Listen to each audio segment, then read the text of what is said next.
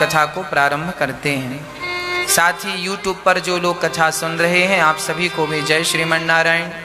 यहाँ जो माताएं बहनें भक्त जन बैठे हैं सबको जय श्रीमन नारायण, जय श्री कृष्णा, जय श्री राधे। आप सभी भक्तों का जीवन भगवान की कृपा से फलता फूलता रहे, खुशियाँ दिन दूनी रात चौगुनी बढ़ती रहें। इन्हीं शुभकामनाओं से आज कथा का प्रारंभ करते हैं। भक्तों, कल हम लोगों ने कथा में सुना कि माता शबरी के घर राम जी आए। शबरी देखी राम गृह आए, मुनि के वचन समुझ जिय भाए। हमारे जीवन में संतों की वाणी कभी असत्य नहीं होती और गुरुजनों की वाणी भी कभी असत्य नहीं होती। हमारे घर भी भगवान जरूर आएंगे। कब? जब हम भी सबरी की तरह इंतजार करना सीख लेंगे तब। एक संत गा रहे थे, संत जी गा रहे थे, तुमने आंगन नहीं बुहारा, चंचल मन को नहीं सुधारा, कैसे आएंगे भगवान, कैसे आएंगे भगवान, है ना।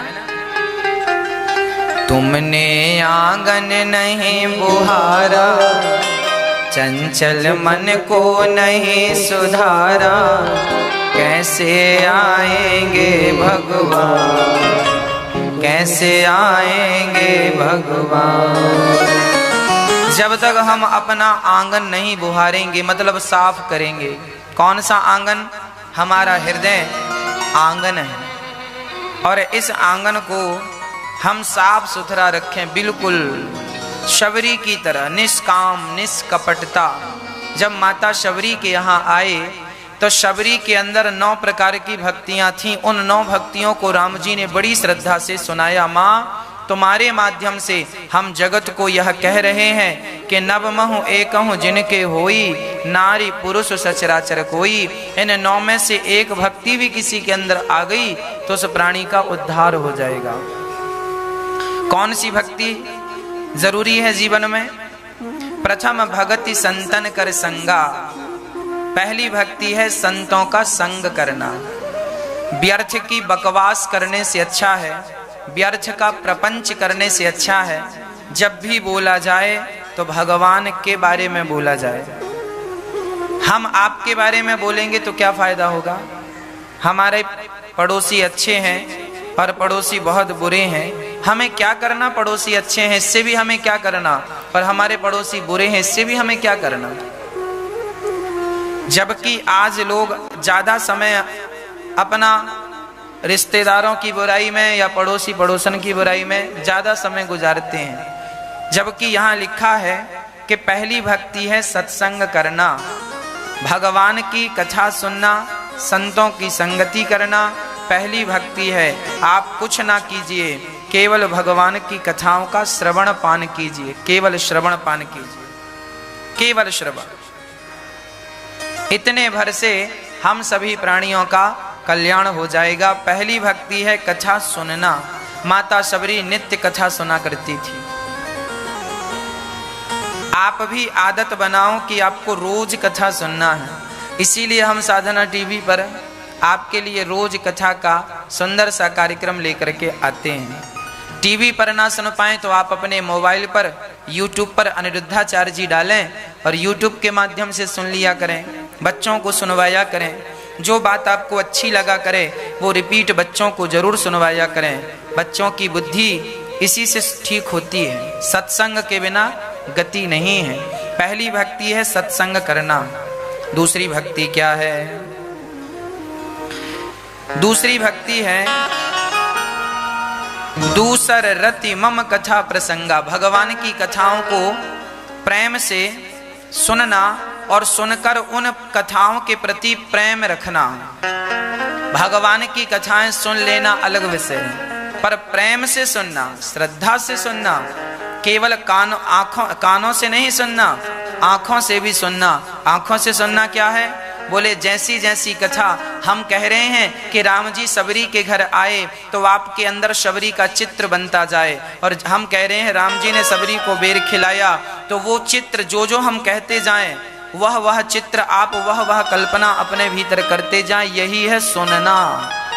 तो दूसर रति मम कथा प्रसंगा, कथाओं को प्रेम से सुनना, भाव से सुनना और उसे हृदय में समाहित करना, ये दूसरी भक्ति है।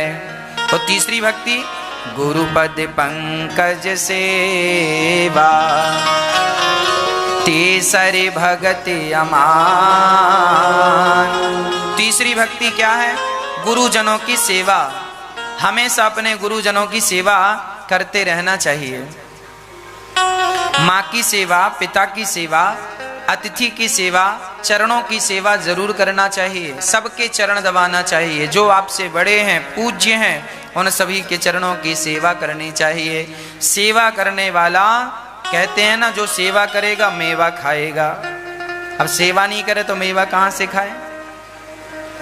इसीलिए बच्चों को चाहिए कि वो अपने से बड़े लोगों का, माता पिता का, गुरुजनों, अतिथियों का खूब चरण सेवा किया करें, चरण वंदना किया करें। माता लक्ष्मी नित्य अपने नारायण के चरण दबाया करती हैं। ये चरण सेवा करना तीसरी भक्ति है। इसीलिए ये दास अनिरुद्ध अपनी माओं की, जो वृद्ध माताएं गौरी गोपाल वृद्धाश्रम में रहती हैं ना, हम उन सभी माताओं के चरण जरूर दबाते हैं। माताएं तो कई बार नारायणाय नमः, इसीलिए कहा करता हूं बड़ी श्रद्धा से हमें पांव दबाना चाहिए। मैं कभी भेद नहीं रखता कि ये ऊंचा है ये नीचा है। मुझसे कोई भी अपने पांव दबा लो, मैं तो पांव दबाने को तैयार हूं। हमें चरण सेवा अच्छी लगती है। पता नहीं, बचपन से आपको बताऊं, मेरे जीवन में सबसे ज्यादा मुझे अवसर मिला है चरण सेवा करने का। जब मैं पढ़ने के लिए वृंदावन आया तो 2006 17 जुलाई 2006 को हम प्रथम बार वृंदावन आए थे। 2006 को पढ़ने के लिए, और जब पढ़ने के लिए आए तो यहाँ हमें गुरुजनों का दर्शन हुआ। हमारा नियम बन गया कि रोज गुरुजी के चरण दबाने। हमारे गुरुदेव पढ़ाने आते थे तो पढ़ाकर जब जाने लगे तो उनके चरण दबाना। रात को भी यहाँ पर गुरुजन रहा करते थे जो कि हमें भागवत जी पढ़ाया करते थे। तो नियम था, रात को सोने के पहले नियम था, 12 महीने 365 दिन का नियम था, भोजन रात्रि का करने के बाद गुरु जी के पांव दबाना ही दबाना है। यहाँ से वहाँ जमाना हो जाए। पर ये दास अनिरुद्ध आज भी हमारे संघ के जो विद्यार्थी हैं, हमारे मित्र सहपाठी हैं, आज भी वो इस बात के गवाह हैं कि ये दास अनिरुद्ध तब तक नहीं सोता था जब तक गुरुजी के चरणों की सेवा ना कर लूं। और गुरुजी जब तक ये नहीं कह देते थे कि बेटा बहुत रात हो गई बस करो, मैं अपने मन से कभी उठ के नहीं जाता था जब तक गुरुजी ना कहें कि रात बहुत हो गई अब उठ जाओ। कई बार तो 12 बज जाते थे रात को, गुरुजी सो जाते थे और फिर गुरुजी की आंख खुलती तो बोले अरे तुम बैठे हो तो जाओ सो जाओ। जब गुरुजी आज्ञा देते थे कि सो जाओ, ये मन में संकल्प था कि तभी उठेंगे जब तक गुरुजी आज्ञा नहीं देंगे। आज्ञा देंगे तो उठेंगे। और गीता में इस बात की पुष्टि है, श्रद्धावान लभते ज्ञानम। विद्या उसी को प्राप्त होती है जिसके भीतर गुरुजनों के प्रति श्रद्धा होती है। जब मैं वृंदावन से पढ़ करके अयोध्या गया, देखिए आदत होती है ना, मेरी आदत हो गई पांव दबाने की। जब मैं अयोध्या गया वृंदावन से पढ़कर तो वहां मैं संत निवास में ठहरा और वहां तो फिर किसी गुरुजनों के चरण दबाने का अवसर नहीं मिला। तो मेरे पास बूढ़े बूढ़े संत रहा करते थे, मैं संत निवास में था, संतों के बीच में था। तो वहां पर संतों के पांव में रात को रोज पढ़कर आता और रात को रोज सोने के पहले संतों के पांव दबाता। पहले गुरुजनों के फिर संतों के। आदत हो गई थी संतों के पांव दबाने की, गुरुजनों के पांव दबाने की, है ना। फिर मैं अयोध्या में संत जनों के पांव दबाता रहा। उसके बाद बिहारी जी ने कहा कि अच्छा तुम्हारी आस्था चरणों के प्रति है तो देखो इतना भाग्यशाली बना दिया परमात्मा ने कि आपकी तो एक माँ होती है, मेरी तो वर्तमान में 170 माएँ हैं और 170 माँओं के पांव दबाने का मुझे अवसर मिल रहा है। मेरी श्रद्धा थी चरणों के प्रति, तो भगवान ने मुझे इतने सारे चरणों का दास बना दिया और सभी माँओं की सेवा करने का अवसर ईश्वर ने मुझे दे दिया। इसी को कहते हैं कि जब आपकी श्रद्धा होती है तो श्रद्धा के अनुरूप परमात्मा उसका फल देते हैं। इसीलिए पांव दबाने में कभी हिचकी नहीं लेनी चाहिए, हिचकिचाना नहीं चाहिए। कोई भी हो आपके सामने, जरूरतमंद हो, पांव दबाइए। आप ये ना सोचिए कि इसकी जात क्या है, इसका अपना जीवन क्या है, ना, मेरे लिए तो वो भगवान तुल्य है। बस जाकी रही भावना जैसी, प्रभु मूरत देखी तन तैसी। तो यहाँ रामचरितमानस में लिखा है कि गुरु पद पंकज सेवा तीसरी भगति अमान। तीसरी भक्ति है गुरु जी की सेवा, माता पिता की सेवा, संतों की सेवा, यही तीसरी भक्ति है। इसीलिए कहा करता हूँ, जब मैं संत निवास में रहकर मैंने संतों के पांव दबाए तो मेरे मन में एक विचार आया कि मैं संतों के बीच में रह के मैं संतों का ऋणी हो गया। सच बताऊं, आप इत्र की दुकान में रहेंगे ना तो आपका शरीर अपने आप खुशबूदार हो जाएगा। आप गुलाब के बगीचे में रहेंगे तो अपने आप आपके शरीर से गुलाब की खुशबू आएगी, हाँ या ना। उसी प्रकार मैं संतों के बीच में रहता मैं संतों का ऋणी हो गया। संतों के बीच में बैठ के खाना, संतों के साथ ही सोना, बाजू में आसन थी, उनका गद्दा वहां मेरा बाजू में, तो उनके संग उठना, उनके संग सोना, उनके संग खाना, मैं संतों का ऋणी हो गया। और अब सोचता हूं कि संतों की वो सानिध्यता जो मैंने पाई, मैं ऋणी हो गया, अब वो ऋण कैसे उतारूं। इसीलिए सोच रहा हूं कि संत निवास बनवा करके फिर से संतों को एक स्थान पर लाकर संतों की सेवा करके वो ऋण उतारा जाए। संतों के आशीर्वाद, संतों की कृपा, वो संत दिन रात राम राम जपने वाले संत थे। सुबह से शाम तक सीताराम सीताराम जपने वाले संत, बिल्कुल सरल सहज। आप लोग कहते हैं ना कि आजकल संत नहीं है, सच्ची कहता हूं, आप लोगों ने असली संत देखे ही नहीं। आप लोग तो चमकती हुई दुनिया देखते हैं, तो आपको रियल चीजें नजर नहीं आती। असली संत मार्केट में नजर ही नहीं आएंगे। अब ये बताओ, असली संतों को मार्केट में आने की जरूरत ही क्या है? वो तो एकांत में रहते हैं, किसी के पास जाते ही नहीं। फुटपाथ पर बैठे हैं, यमुना के तट पर बैठे हैं, सरयू के किनारे बैठे हैं और भजन कर रहे हैं, मधुकरिया जिंदगी जीवन यापन कर रहे हैं। मिल गया तो खा लिया, नहीं हरि का गुण गा रहे हैं। ऐसे संतों के बीच में इस दास को रहने का अवसर मिला। मेरा जीवन तो धन्य धन्य हो गया जब मैंने ऐसे संतों की सन्निकटता पाई और ऐसे गुरुदेव भगवान के चरणों को प्राप्त किया और आशीर्वाद प्राप्त किया। मेरा जीवन सफल हो गया। प्रिय भक्तों, आप भी, इसीलिए हम कहा करते हैं कि आप भी इन संतों की सन्निकटता को पाएं और हम आपको संतों का दर्शन कराएं।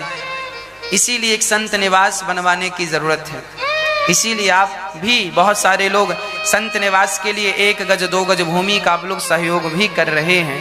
तो तीसरी भक्ति है संतों की सेवा, गुरु पद पंकज सेवा, तीसरी भगति अमान, चौथी भगति गुण गण करहि कपट तजिगान। चौथी भक्ति है कथा सुनाना। भाई, सुराही को आपने कभी देखा है? सुराही नहीं जानते? कुम्हार जैसे घड़ा बनाता है ना, ऐसे एक सुराही बनाता है। उसका पेट बड़ा होता है, मुंह बिल्कुल छोटा सा होता है और उसमें 2 छेद होते हैं। जैसे चाय की केटली होती है ना, चाय की केटली में भी 2 छेद होते हैं, एक वो जिससे चाय भरते हैं और दूसरी वो जिससे चाय निकालते हैं। ऐसे एक सुराही हुआ करती थी पुराने जमाने में। लोग अपने साथ सुराही लेके चला करते थे, छोटी हुआ करती थी, पीठ में बांध लेते थे, चलते थे। तो जो सुराही होती है ना, उसका पेट जरा बड़ा होता था और 2 छेद होते थे। एक बड़े छेद से पानी भरा जाता था और जब दूसरे छेद से पानी टप टप टप टप टपकने लगे तब समझ लेना कि सुराही भर गई। उसी प्रकार हमको, हमारे शरीर को भी परमात्मा ने सुराही की तरह डिजाइन किया है। देखो जरा, हमारे कान ऊपर हैं और हमारा मुंह नीचे है। चेक करके देख लो, हमारे कान ऊपर की तरफ ऊपर हैं और हमारे कान से नीचे मुंह है कि ऊपर है?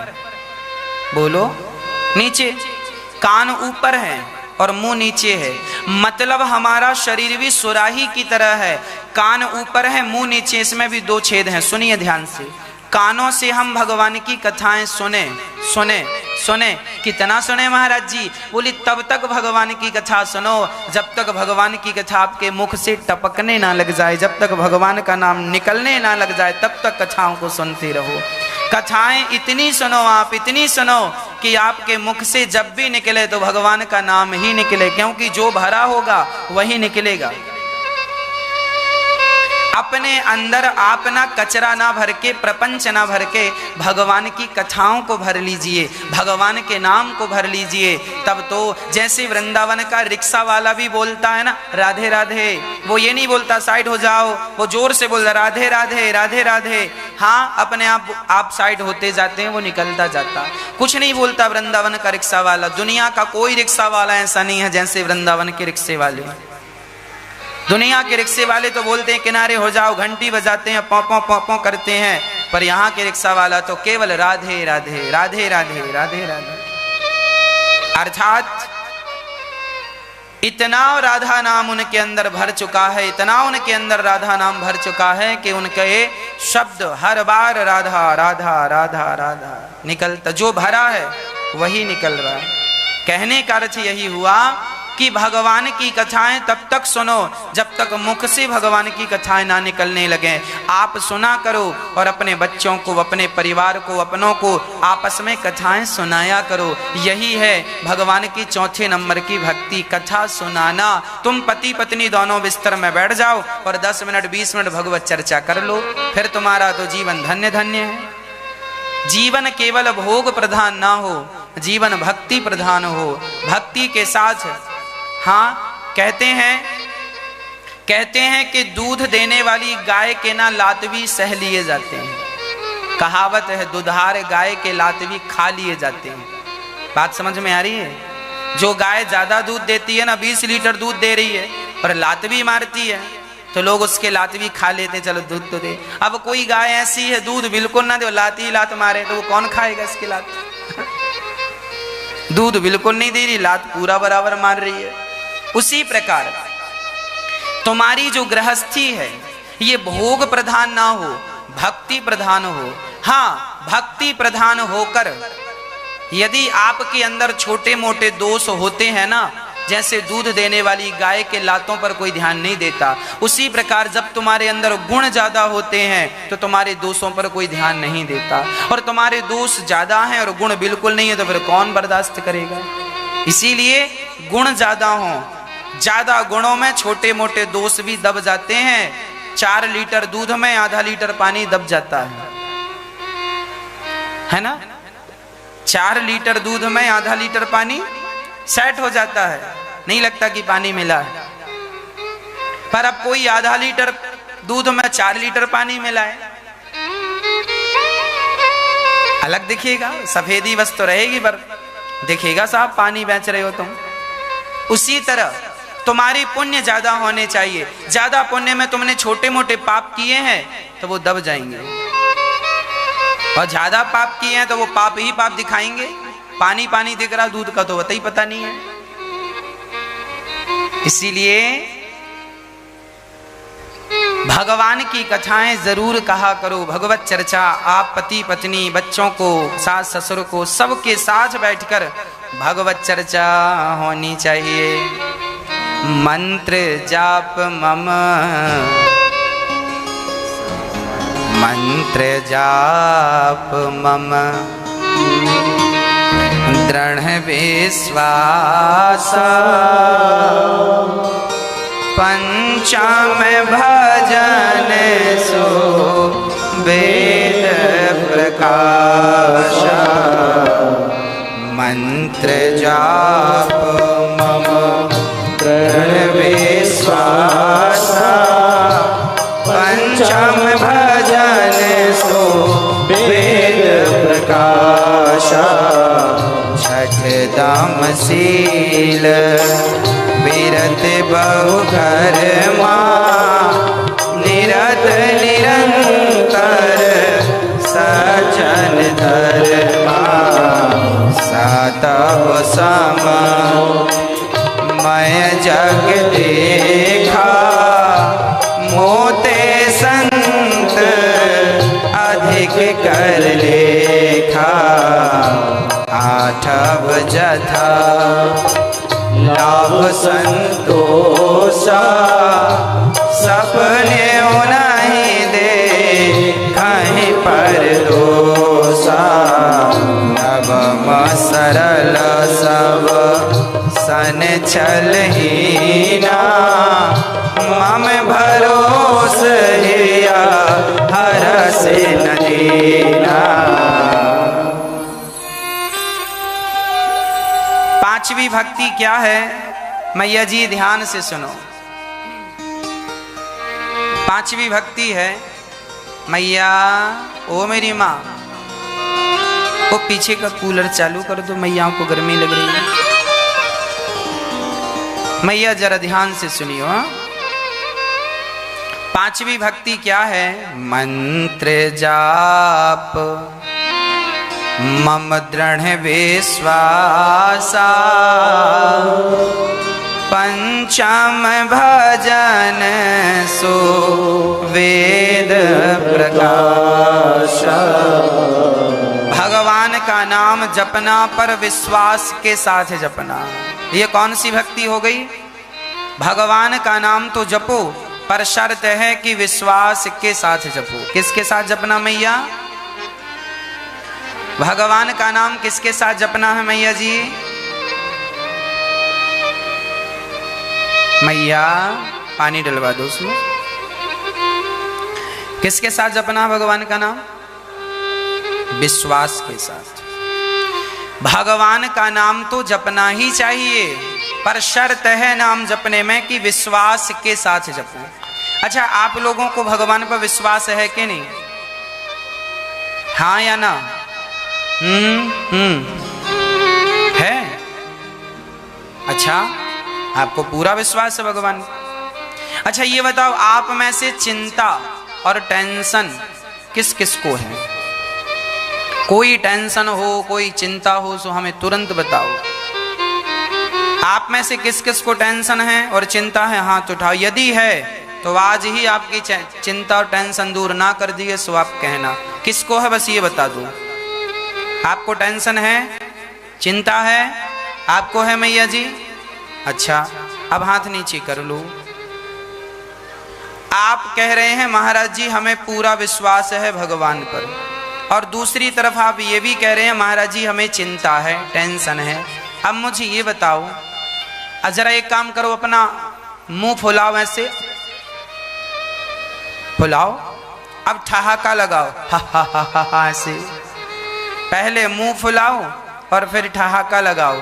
ये दोनों काम क्या एक साथ एक समय में कर सकते हैं कि मुंह भी फूल जाए और ठहाका भी लग जाए? क्या पॉसिबल है? नहीं। जैसे मुंह फुलाना और ठहाका लगाना ये दोनों काम एक समय में नहीं हो सकता, उसी तरह आप कह रहे हैं कि हम टेंशन भी करते हैं, टेंशन भी है, चिंता भी है और भगवान पर विश्वास है, ये दोनों काम भी एक साथ नहीं हो सकते। यदि आपको विश्वास है भगवान पर तो चिंता किस बात की है? और यदि चिंता है आपको तो फिर विश्वास कैसा है आपका? फिर विश्वास कच्चा है आपका कि टेंशन है?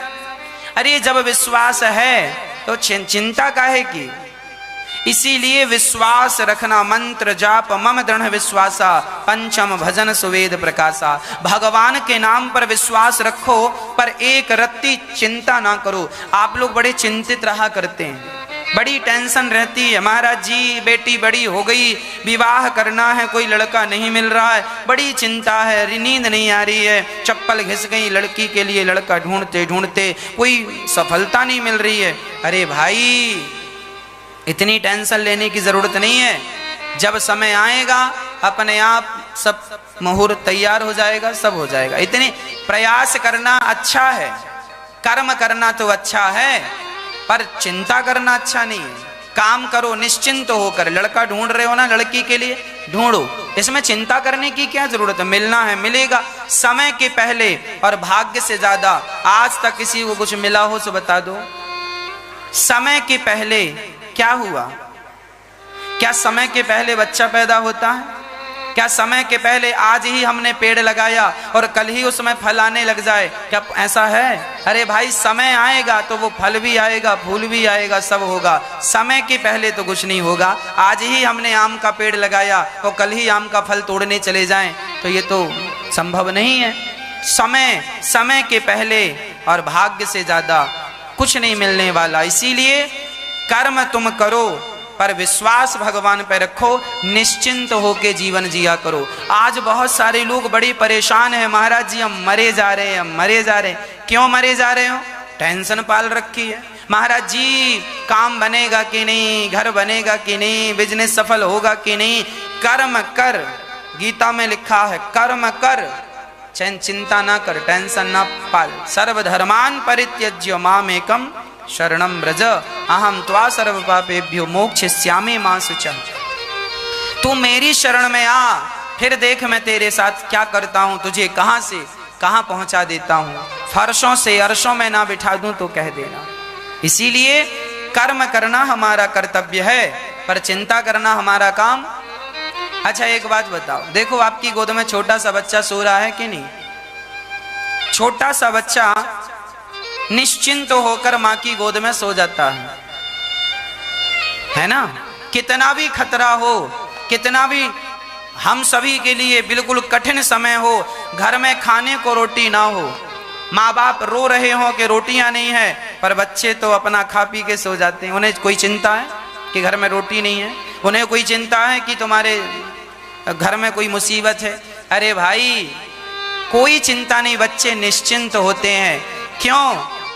उन बच्चों को मां पर पूर्ण विश्वास होता है।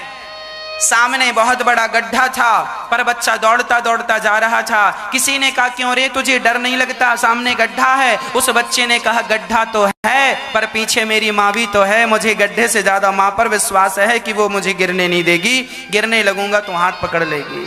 जैसे वो बच्चा अपनी माँ पर पूर्ण विश्वास करके दौड़ता है, उसी तरह जब तुम्हें भगवान पर अटूट विश्वास हो जाएगा उसी दिन तुम्हारा जीवन संवर जाएगा। अभी तुम चिंता इसीलिए करते हो, परेशान इसीलिए हो कि भगवान पर 100% वाला विश्वास नहीं है। विश्वास है तुम्हारा पर केवल 40% विश्वास है। द्रौपदी का विश्वास नहीं था तो भगवान नहीं आए। द्रौपदी की साड़ी खिंची तो बुलाया पति को, अर्जुन आओ रक्षा करो, भीम आओ रक्षा करो। अभी द्रौपदी को विश्वास नहीं था कि भगवान को बुलाएंगे और आ जाएंगे, अभी तो पतियों पर विश्वास था, अभी तो अपनों पर विश्वास था। भगवान बोले चल ट्राई कर ले, मैं खड़ा हूं, देखता हूं कौन आता है। कोई नहीं आया। पितामह को बुलाया, गुरु द्रोणाचार्य को बुलाया, कोई नहीं। अपनी साड़ी खुद पकड़ के खड़ी हो गई, मैं भी तो छत्राणी हूं, मैं भी तो बलवान हूं। पर जब खुद का भी जोर ना चला तब दोनों हाथ उठाए और भगवान पर विश्वास किया, प्रभु अब नहीं आए तो लाज लुट जाएगी। और जब विश्वास से द्रौपदी ने पुकारा तो क्या भगवान ने द्रौपदी के विश्वास को टूटने दिया? नहीं। यदि द्रौपदी के विश्वास को नहीं टूटने दिया, प्रहलाद के पिता ने कहा चल बोल तेरा भगवान कहाँ है। प्रहलाद जी से भगवान ने कहा, हिरण्यकश्यपु ने कहा बोल तेरा भगवान कहाँ है। प्रहलाद जी ने कहा कहाँ नहीं है, न केवलम में भवतश्च राजन सवै बलम बलिनाम चापरेशम, कहाँ नहीं है। जिनके बल से आप बोल रहे हैं वो बल भी तो भगवान का है, बताइए कहाँ नहीं है। क्या इस खंबे पर भगवान है? ऐसा हिरण्यकश्यपु ने पूछा। प्रहलाद ने झट से कह दिया हाँ इस खंबे पर भी भगवान है। प्रहलाद को इतना सा भी संदेह नहीं था। प्रहलाद जी जानते थे जो कण कण में है वो इस खंबे पर है। और जब खंबा तोड़कर ट्राई किया हिरण्यकश्यपु ने तो भगवान ने प्रहलाद के वचन की रक्षा की कि नहीं? क्या प्रहलाद जी के वचन को भगवान ने टूटने दिया?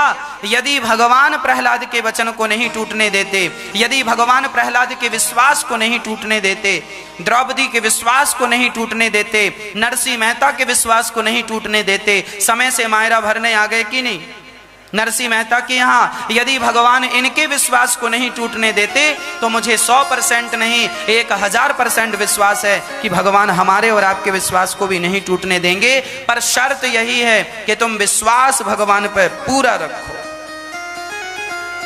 विश्वास पूरा रखो, भगवान आएंगे जरूर। यदि विश्वास है तो भगवान पास है, और विश्वास नहीं तो प्रभु पास में नहीं। हाँ, मत होना मन बावरे उदास, ये सांवेरा जरूर आएगा। मन में रखना विश्वास, ये सांवेरा जरूर आएगा। दोनों हाथ उठा के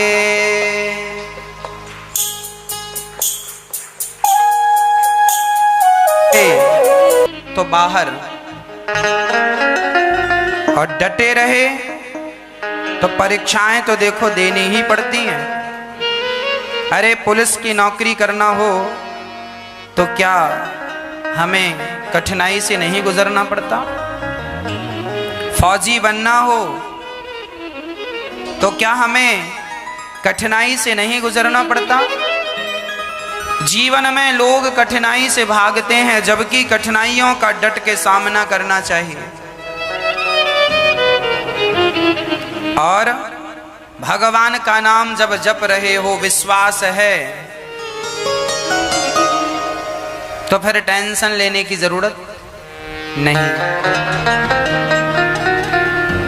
वेद प्रकाश छठ दम शील विरत बहु कर्मा, निरत निरंतर सज्जन धर्मा। छठवीं भक्ति है सज्जन हो जाना, सरल हो जाना। सज्जनता का पाठ पढ़ लेना, कर्म करते हुए अपनी सज्जनता, अपनी शीतलता, अपना स्वभाव कभी ना छोड़ना, ये छठवीं भक्ति है। सातवीं भक्ति है सब में भगवान का दर्शन करना। सातव सम मोहिमय जग देखा, सब में भगवान का दर्शन करना सातवीं भक्ति है। और जितना विधाता दे दें उतने में संतोष रख लेना, ये आठवीं भक्ति है। नवम आठव जथा लाभ संतोषा, ना दूसरों का दोष देखना है कि लोगों के पास कितना है कितना नहीं, हमारे पास जो है हमें उसमें संतोष रखना चाहिए, ये आठवीं भक्ति है। और भगवान के चरणों में समर्पण कर देना, सरल भाव रखना, ये नौवीं भक्ति है। सरल हो जाना बड़ा कठिन है मैया। यदि हम सरल हो जाते हैं तो भगवान की भक्ति हमने कर ली, भगवान की प्राप्ति कर ली। ये सब उपदेश माता शबरी को राम जी ने किया। माता शबरी योग अग्नि में जलकर समाप्त हो गई, और योग अग्नि में माता सती जलकर समाप्त हुई। भगवान वहां से आगे बढ़े तो रास्ते में जानते हो क्या हुआ? नारद जी का दर्शन हो गया। राम जी आगे बढ़े तो नारद जी आ गए। नारद जी ने राम जी से कहा, प्रभु आपके चरणों में कोटि कोटि नमन।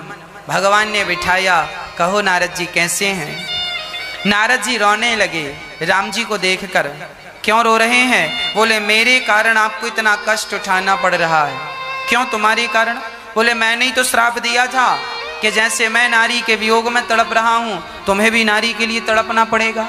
जब नारद जी विश्व मोहिनी से विवाह करने के चक्कर में पड़ गए, एक महिला एक स्त्री में मोहित हो गए और भगवान से कहते हैं कि मुझे अपना रूप दो। हमने आपको कथा सुनाई थी राम कथा में। तो राम जी ने बंदर बना दिया, हनुमान जी भगवान ने बंदर बना दिया। तो आज नारद जी कह रहे हैं, प्रभु आपने यदि मेरा विवाह हो जाने दिया होता तो मैं आपको ये श्राप ना देता और आपको इतना कष्ट ना मिलता।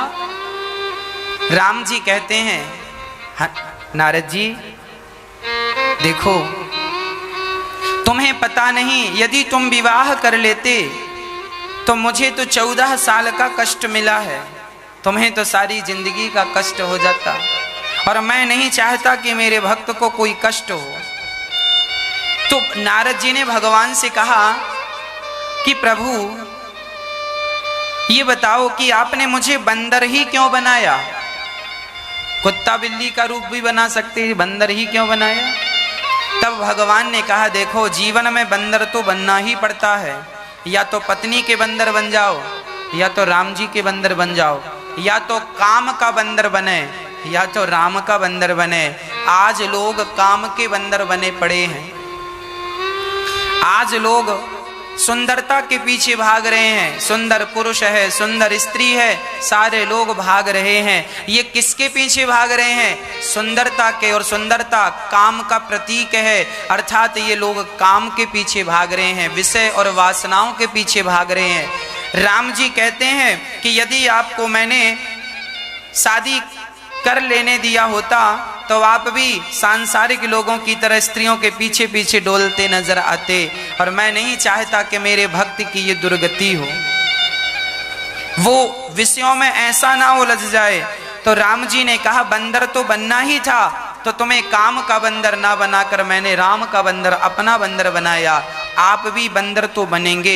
अब आपको निर्णय लेना है कि काम का बंदर बनना है। तो काम का बंदर वही है जो उस काम के पीछे। एक आदमी सवेरे जा रहा था, कहाँ जा रहे हो? बोले काम से जा रहे हैं। शाम को फिर जा रहा था, कहाँ जा रहे हो? काम से जा रहे हैं। परसों फिर मिला, फिर पूछा कहाँ जा रहे हो? काम से जा रहे हैं। बेचारा काम से जाते जाते एक दिन काम से चला जाता है, किसी काम का ही नहीं रह जाता, काम से चला गया। तो ये काम के बंदर हैं जो काम काम काम के पीछे भाग रहे हैं, ये काम के बंदर हैं। और नारद जी को भगवान ने कहा कि तुम राम के बंदर हो।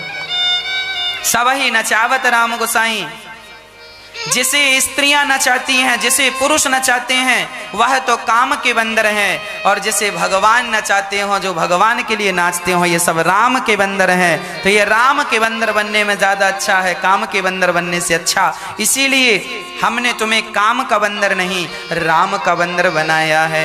नारद जी चरणों में गिर पड़े, प्रभु आप कितने दयालु हैं। कई बार हमें लगता है कि भगवान ने हमारे साथ गलत किया, पर जरा गहराई और गंभीरता से विचार करके देखो तो गलत कुछ भी नहीं होता। हमें ऐसा लगता है कि हमारे साथ गलत हुआ। माना कि आपका मन था कि ये सामने वाली प्रॉपर्टी आप खरीद लेते, आपके सामने वाला प्लॉट आप खरीद लेते, पर हुआ यही कि किसी दूसरे व्यक्ति ने खरीद लिया। अब आपको लग रहा है मेरे पास पैसा भी था, पर पता नहीं क्या हुआ, मैं खरीद नहीं पाया। इतना पूजा करता हूं पर भगवान ने मेरी सुनी नहीं, एक भी नहीं सुनी। आप ये क्यों नहीं सोचते कि यदि आप खरीद लेते तो हो सकता है उसमें कोई नुकसान होता आपका? आप तो वर्तमान को देखते हैं और भगवान तो आने वाले आपके बहुत सारे समय को देखते हैं। भगवान को पता है कि कौन सा निर्णय आपके लिए सही है, कौन सा निर्णय आपके लिए गलत है। आप तो अपने मन की करते हैं, पर भगवान वही करते हैं जो आपके लिए अच्छा होता है। इसीलिए भगवान के निर्णय में अपना निर्णय मिला देना चाहिए। भगवान कहें, मैंने एक बार कथा में सुनाया था कि एक संत जी नाव से जा रहे थे, अचानक नाव में पानी भरने लगा। अब जितने यात्री थे सब तड़पने लगे, रोने लगे, अब तो नाव में पानी भरने लगा, किनारा बहुत दूर है, लगता नाव डूब जाएगी। तो सारे लोग रोने लगे, चीखने लगे। पर एक महात्मा जी थे उसी नाव में, संत जी थे, वो बड़ी प्रसन्नता से वो अपने कमंडल में पानी भर भर के नदी का और नाव में डाल रहे थे। एक तो नाव में पानी भर रहा था और बाबा जी और पानी डाल रहे हैं नाव में। तो यात्रियों ने कहा, बाबा जी आप नाव में पानी क्यों डाल रहे हैं, वैसे ही पानी भर रहा है। अरे डूब जाएगी नाव। बाबा जी ने कहा, शायद मेरे भगवान को नाव डुबानी है, तो मैं तो भगवान की सहायता कर रहा हूँ। नाव में धीरे धीरे पानी भर रहा है ना, भगवान चाहते हैं कि हम लोग मर जाएं, तो हम तो भगवान की मदद कर रहे हैं कि जब भगवान ही चाह रहे हैं कि मर जाओ तो फिर उनकी मर्जी में हम मर जाते हैं, हमारी अपनी मर्जी थोड़ी है। तो पानी डाल रहे हैं, तब तक नाव हवा के झोंके से किनारे लग गई। और जब किनारे लगी नाव तो पानी धीरे धीरे खाली होने लगा। तो संत जी ने फिर से पानी नाव का उठा उठा के अब नदी में फेंकने लगे, नाव खाली करने लगे। अब यात्रियों ने कहा, वाह बाबा जी अब तो पानी खाली होने लगा अपने आप क्यों पानी उलीछ रहे हैं? संत जी ने कहा, शायद भगवान का इरादा बदल गया, शायद वो हमें जिलाना चाहते हैं, इसीलिए वो पानी खाली कर रहे हैं। तो हम भी उनकी सहायता कर रहे हैं, खाली करने में सहयोग कर रहे हैं, भरने में भरने का सहयोग। जाही विधि रखे राम ताही विधि रहिए, जैसे रखें राम जी रहना चाहिए। अरे वो जिंदगी दें तो जियो, और मृत्यु आज आकर खड़ी हो जाए तो हंसते हंसते मर जाओ। राम जी की जिंदगी थी, राम जी की मौत है। राम जी ने कहा चलो चलो, हम तो 24 घंटे तैयार हैं, आप बोलेंगे चलो अब भी चलो। हम अपने मन मुताबिक तो जी ही नहीं रहे हैं। हमें थोड़ी चाहत है कि हमें ये मिल जाए, हमें, अरे जिसे चाहत हो वो आदमी रोए और वो आदमी यहाँ रहे। आजकल तो लोग ऐसे जीते हैं जैसे कभी मरेंगे ही नहीं। आज लोगों की स्थितियां देखकर ऐसे लगता है कि ये कभी मरेंगे ही नहीं, ऐसा झगड़ा करते हैं, एक एक इंच के लिए लड़ते हैं लोग, ऐसा लगता है कभी मरेंगे ही नहीं। अरे मत भूलो, सब धरा रह जाएगा, जाना पड़ेगा। इसीलिए राम जी की मर्जी में मस्त रहा करो। राम जी की कृपा से खाने को मिले सो खाओ, नहीं मिले सो जैसे रखे राम जी रहो। क्या अपनी मर्जी चलाना, हम तो अपनी मर्जी नहीं चलाते। सब ही नचावत राम गोसाई, सबको वही नचा रहे हैं। तो हम नाचने वाली कठपुतली है, नचाने वाला तो वही है। इसलिए टेंशन ना लिया करो, वही होगा जो भगवान को मंजूर होगा। नरसिंह मेहता का बेटा मर गया, सारे लोग रो रहे हैं, नरसिंह जी प्रसन्न हैं। किसी ने कहा नरसिंह तेरा बेटा मर गया, रोता नहीं है, कैसा बाप है। नरसिंह जी ने कहा अरे भैया इसमें रोने की क्या बात है, भगवान ने दिया था, भगवान ने वापस ले लिया। एक दिन मुझे भी तो मरना है, मैं भी तो वहीं जाऊंगा मरकर। और गया कहाँ है, भगवान के घर से आया था, भगवान के घर चला गया। मैंने तो जिंदा नहीं किया था, मैंने तो मारा नहीं, जिसने जिंदगी दी उसने जिंदगी छीन ली। मेरा क्या दोष है, मेरा क्या कसूर है, मैं किस बात पर रोऊं। मैंने अपना माना होता तो मुझे रोना आता, पर मैंने तो अपना माना ही नहीं ना।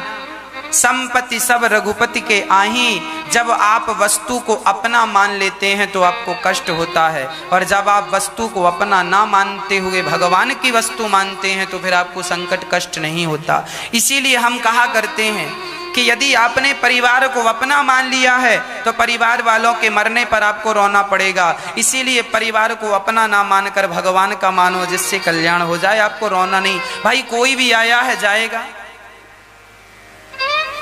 अच्छा ये बताओ, आप लोग वृंदावन आए हो, आ तो गए हो, जाओगे कि नहीं जाओगे?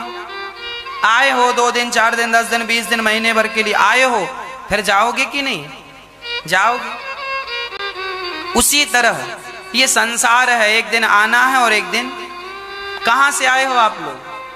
अपने घर से तो आए हो, जाओगे कहां? अपने घर जाओगे।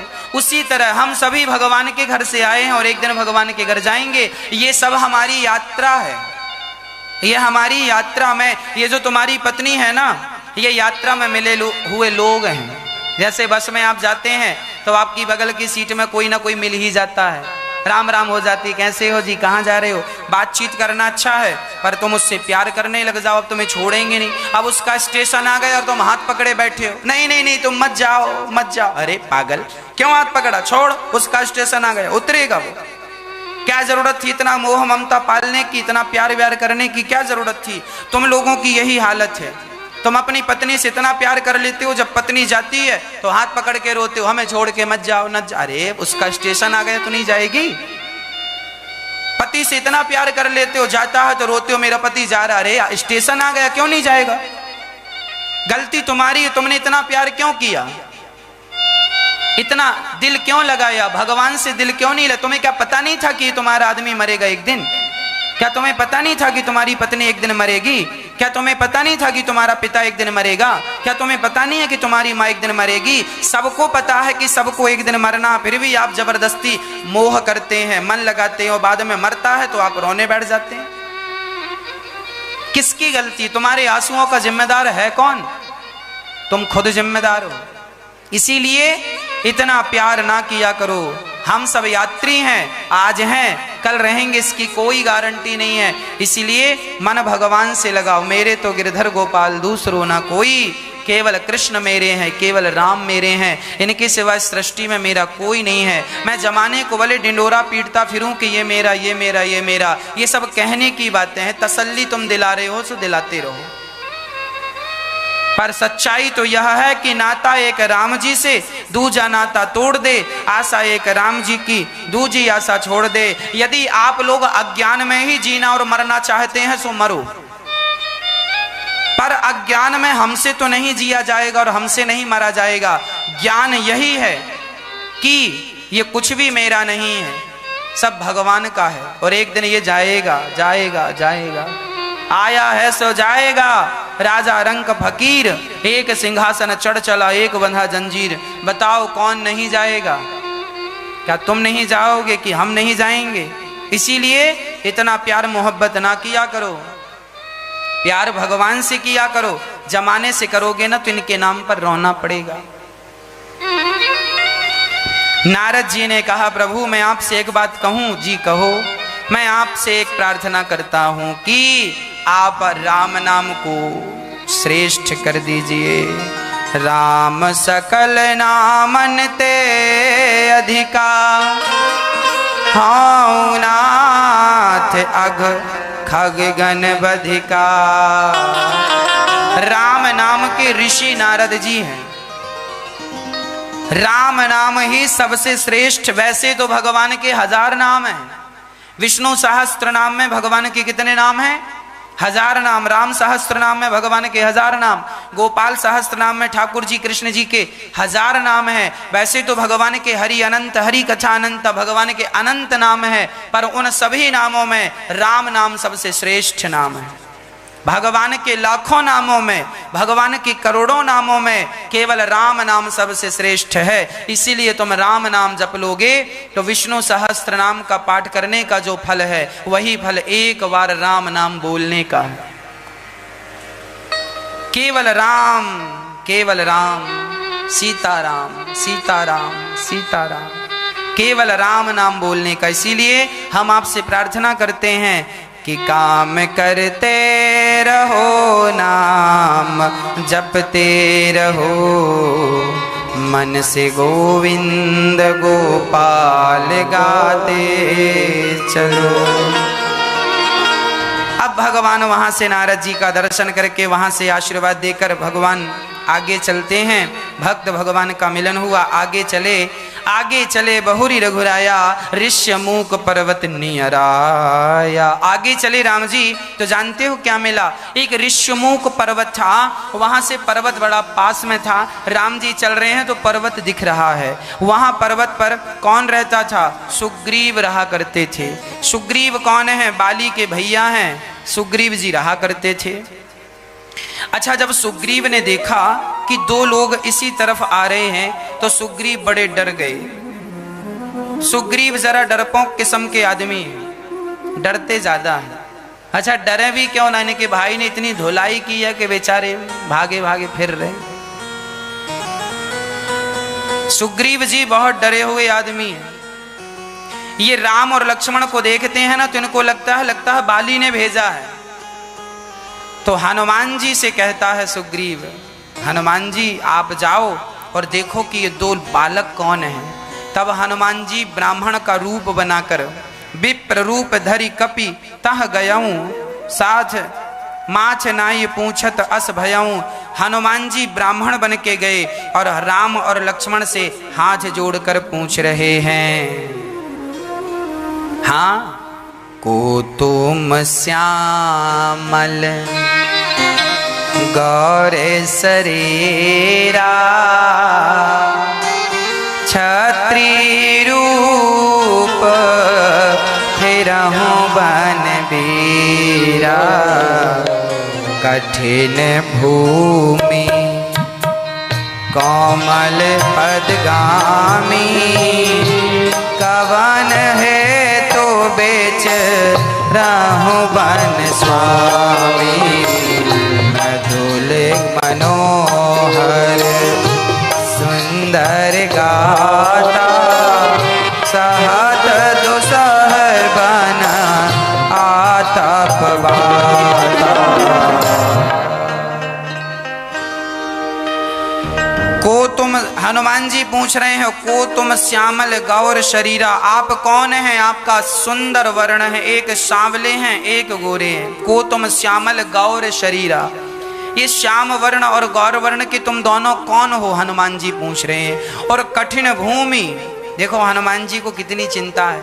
हनुमान जी कह रहे हैं ये भूमि बड़ी कठिन मतलब कठोर भूमि है और आपके चरण बड़े कोमल हैं। ये बताओ कि आप कौन हैं और यहाँ क्या कर रहे हैं? तब तब तब श्री हनुमान जी के पूछने पर श्री राम जी परिचय दे रहे हैं।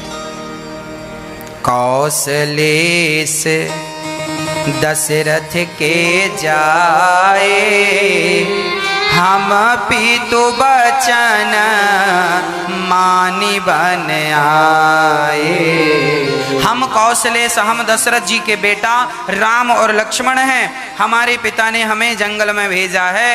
यहाँ हरि निश्चर पैदेही, विप्र फेरहि हम खोजत तेहि।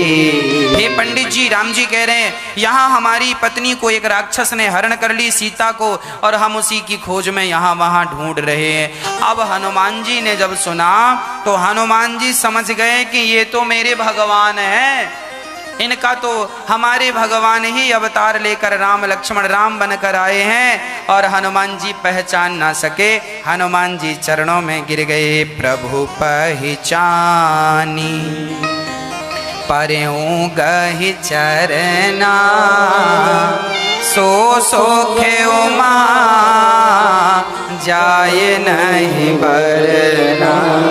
हनुमान जी राम जी के चरणों में गिर पड़े। प्रभु मुझे क्षमा कीजिए, मैं आपको पहचान ना सका, और ऐसे तीखे तीखे सवाल कर दिए। प्रभु क्षमा कर दो। भगवान ने देखा कि पंडित जी जमीन में पड़े हैं। हनुमान जी कह रहे हैं, एको मैं मंद मोह बस, कुटिल हृदय अज्ञान, पुनि प्रभु मोहि बिसारेऊं, दीन बंधु भगवान। हनुमान जी कह रहे हैं शायद आपने मुझे विसार दिया है। देखो मैं तो अज्ञानी हूँ। हनुमान जी अपने आप को कह रहे हैं मैं अज्ञानी हूँ, मैं कपटी हूँ, कुटिल हूँ, और देखो प्रभु लगता आपने हमें विसार दिया। हनुमान जी जमीन में पंडित जी बन के पड़े हैं और अपने आप को सब कुछ कह रहे हैं, पर राम जी ने उठाया नहीं।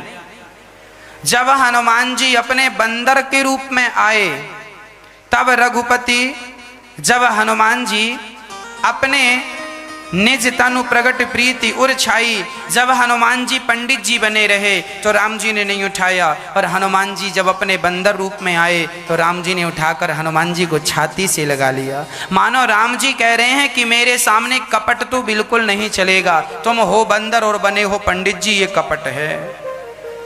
अंदर कुछ और बाहर कुछ, ऐसे भगवान को अच्छा नहीं लगता।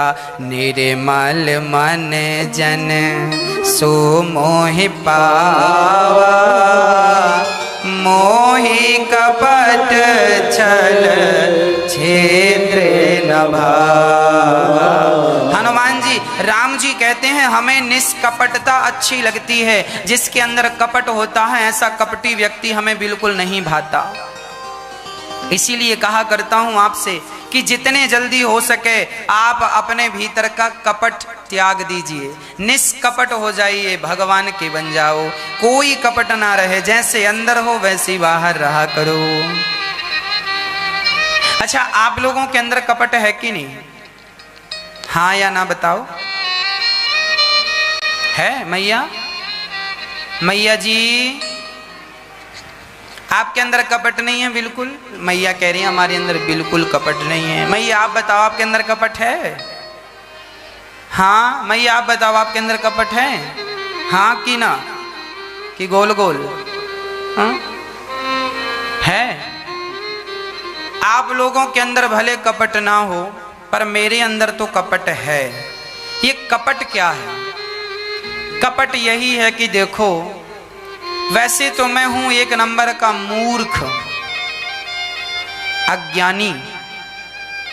मैं अज्ञानी हूं, मैं मूर्ख हूं, पर मैं अपने आप को विद्वान कहलाऊं, यही तो कपट है। मैं कामी हूं, पर मैं अपने आप को कहूं कि मैं बड़ा ब्रह्मचारी हूं। एक तो कामी है और फिर भी कह रहे हैं कि मैं ब्रह्मचारी हूं, यही कपट है। तुम जैसे हो वैसे ही भगवान के सामने खड़े हो जाओ और भगवान से कह दो कि नाथ मैं कामी हूँ, मैं क्रोधी हूँ, मैं लोभी हूँ। इस दुनिया की जितनी बुराइयां हैं सारी बुराइयां मेरे भीतर हैं और मैं बुराइयों से घिरा हुआ हूँ। मैं कपटी हूँ नाथ, मुझे आप पवित्र कर दीजिए। जब तक आप अपने दोषों को स्वीकार नहीं करेंगे। अच्छा, दोषों को स्वीकार कर लेंगे ना तो भगवान समझ लेंगे कि ये निष्कपट है। भाई मैंने गलती की और मैंने अपराध को स्वीकार कर लिया, चलो गलती हो गई, क्षमा कर दीजिए, मैंने अपराध किया, मैंने गलती की और गलती को मैंने स्वीकार कर ली, तो ये निष्कपटता है। अब मैंने गलती की और फिर भी खड़ा रहूं, ना साहब मैंने तो गलती नहीं की, इसका नाम कपट है। तो हम निष्कपट बने। सो अनन्य जाके असी मति न टरई हनुमंत, मैं सेवक सचराचर रूप स्वामी भगवन। राम जी कह रहे हैं मेरा अनन्य भक्त वही है जिसने मुझे अपना स्वामी मान लिया हो और स्वयं अपने आप को सेवक मान लिया हो। अपने आप को क्या माने सदा, हम अपने आप को क्या माने सदा, हम भगवान के सेवक हैं और भगवान हमारे स्वामी हैं और सब में भगवान का हम दर्शन करें, यही भगवान की अनन्य भक्ति है। अब कोई कहे महाराज जी हमें भगवान की अनन्य भक्ति करनी है, तो अनन्य भक्ति कैसी है? बोले सब में भगवान का दर्शन करना और अपने आप को दास ही समझना, भगवान का यही अनन्यता है। अब हनुमान जी ने कहा प्रभु, हनुमान जी ने कहा प्रभु मेरे मित्र वहां सुग्रीव रहते हैं, नाछ शैल पर कपिपति रहीं, सो सुग्रीव दास तब अहाई, सुग्रीव हैं आप चलिए। हनुमान जी बोले ठीक है आप वहां चलिए। हनुमान जी ने अपना शरीर बड़ा किया, अपने कंधों पर राम जी और लक्ष्मण जी को बिठाया और अपने कंधों में बिठा के भगवान को उड़न खटोला के माध्यम से ले जा रहे हैं। हाँ, भगवान बड़े आनंद के साथ जा रहे हैं।